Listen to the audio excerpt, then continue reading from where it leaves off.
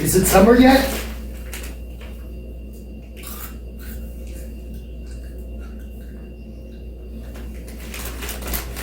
Look, everybody started doing it because I'm doing it. So I started the new fad. Everybody's plugging in their cars. Look at this. This guy plugged in his car. That person plugged in his car. I plugged in my car.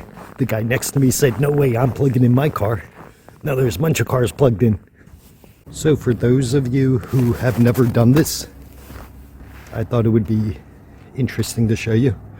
Most of the places like the grocery stores have the electrical sockets, and plug it in to the plug in the front of the car, and then to make sure it's working, you go to the engine and you'll see the light on, and that's the battery heater and the oil pan heater and the trickle.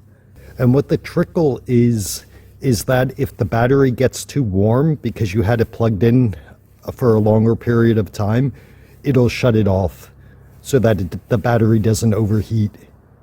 And you have to do this so that the oil stays like a liquid and that the battery doesn't die. The worst case scenario is if you forget to plug the car in. It won't start, of course, because the battery will be dead, and you don't want it to start because the oil is going to be a frozen block of black. So you have to plug the car in anywhere from 4 to 10 hours from what I heard, and then the oil will become a liquid again and the battery will be recharged. Now this is something I expected because I heard about it, where when it's very cold outside in certain parts of Alaska, you just leave your car running if you go grocery shopping, or if you go inside the restaurant to eat, or to the post office to pick something up. They always say you do that because if the car gets too cold, it may not start. But I have a feeling, because you're typically not in these places for long, that you're really doing it to prevent straining the engine and driving it when it's not heated up yet. But what I found out that I do is, because I really have no idea what to do or when to do it, if I drive into the grocery store parking lot or the restaurant parking lot and I see that most of the cars are idling in park, then I pretty much do what everyone else is doing, because they know a lot more about when to do these things than I do. And I know I mentioned in the past that I wanted to spend my first winter closer to town because I wasn't sure how bad the roads would be here.